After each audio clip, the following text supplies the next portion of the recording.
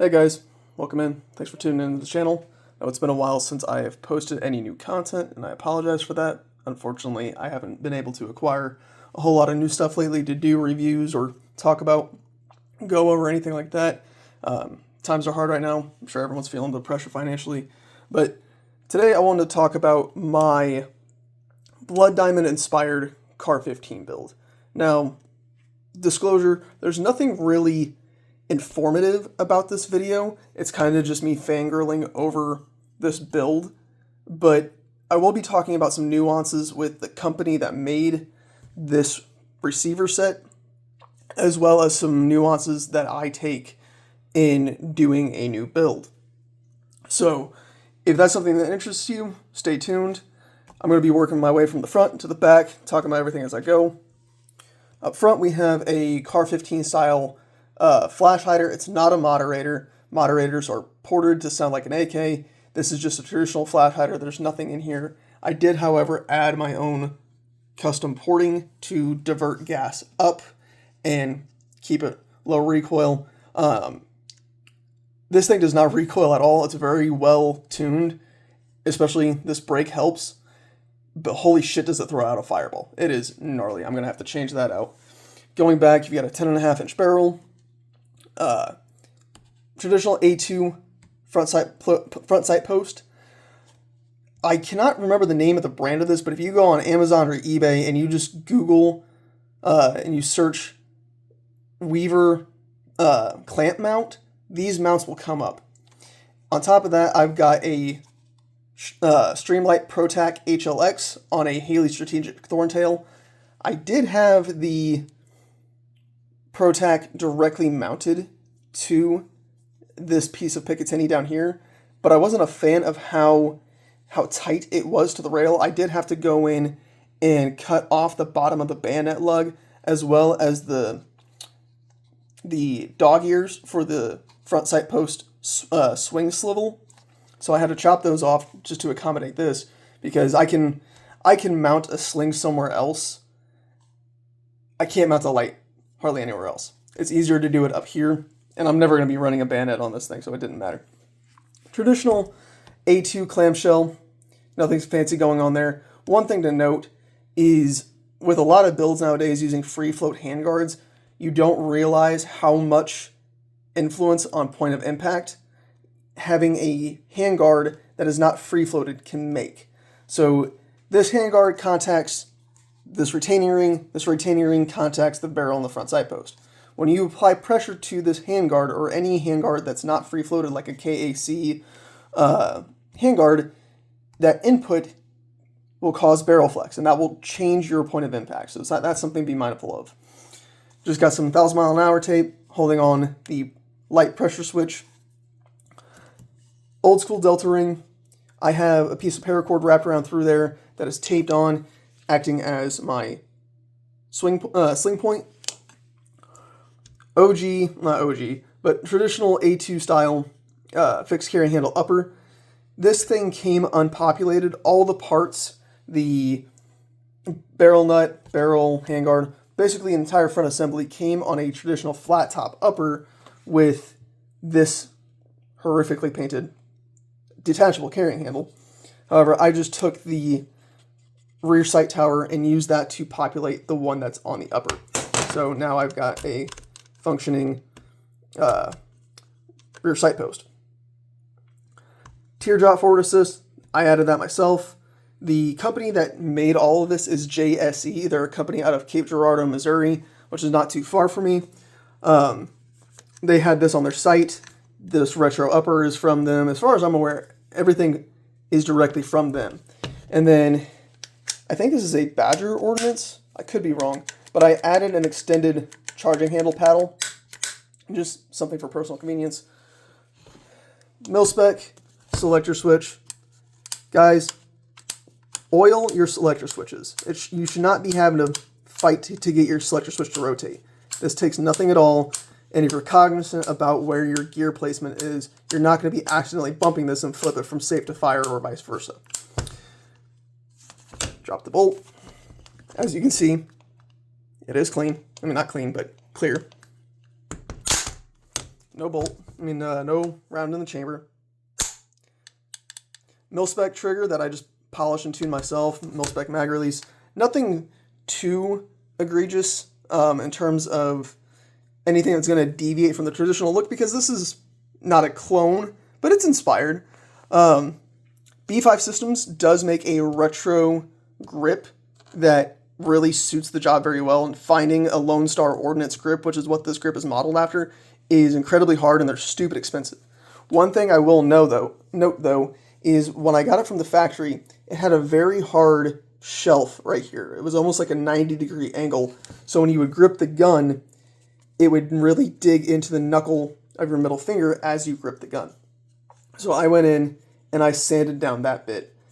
After that, this thing is a dream to snap up. That's not really important. Stake your castle nuts, guys. Please, stake your castle nuts. And then to top it off, we got a Car-15 stock with a buffer pad. Magpul, shitty sling. I hate these slings, but it's what I had on hand. So that's the build. I love it. It runs great. It's had about 400 rounds through it so far. It was just recently built last week. But it runs great. I did have to go through and do some tuning after I ran it. It didn't run bad, but I noticed that there were some things that could definitely have been improved. For one thing, the feed ramps. The feed ramps on this thing were pretty rough. It had no issue cycling while firing, but if you go to try and manually hand cycle around, and you even just racking it and letting go of the bolt, which is what you're supposed to do, it would hang up on both sides of the magazine. I tried multiple magazines. Both ramps into the barrel were pretty above the feed ramps on the upper receiver. So I had to go through and take those down, polish them up, and then I reprofiled the barrel lugs towards the end because they were really biting into the rounds as they were feeding in. So I went through and I reprofiled that. Some things to note about this particular company. I don't know if it's a QC issue, but the rear takedown pin was underboard on the selector side. So the rear takedown pin had a really hard time getting in. So I went in there and polished that out. And then the front takedown pin is overboard. So I have a little bit of excess play between the pin itself and the lobe on the upper receiver. I did go through and shim that with some 0.1 shim stock just to take out a little bit of the play from the upper. As you can see, there's really, it's hard to tell on camera, especially since I'm doing this one-handed, but I went through and I took out that play.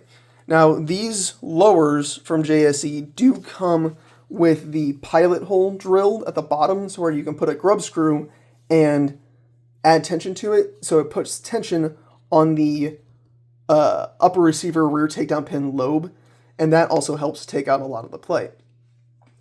I was not impressed with the process of taking apart everything from the upper receiver on the flat top and moving it over to this. That was honestly horrific.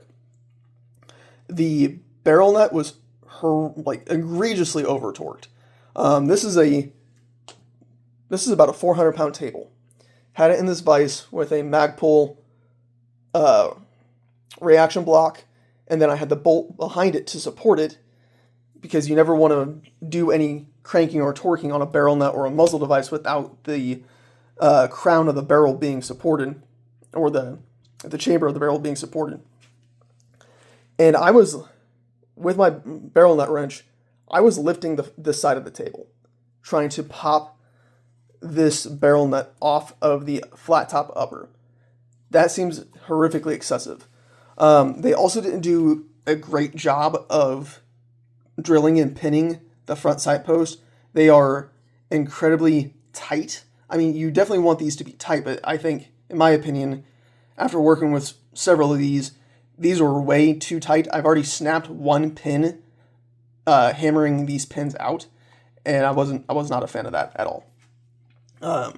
Another thing to note is that there was a lot of slop between the barrel extension and the upper receiver where the barrel sits inside the upper. Companies like BCM, stuff like that, they have really tight tolerances on their uppers, and those are thermal fitted. This was not the case. I had a lot of wobble inside here, so I went in and I took some .01 shim stock, embedded the barrel, and that definitely tightened up the fitment. And I'm curious to see how that's going to affect accuracy after I've done all this work. I really want to replace this aim point. I like the height that it sits at. And mind you, this is not anything to do with the company or the gun or anything like that. This is just slight nuances. I've got a really bad astigmatism, so red dots and me don't play well to begin with. But just not a fan of this. This is a lot of weight up here. It's a lot of weight. Not a fan of it. I want to swap that out for an ACOG. I know it's not traditional to the look of the movie, but I mean, to be honest, this isn't a clone gun. This is more of just a range toy. It will be getting an FRT soon, so I'm curious to see how it's going to run with that.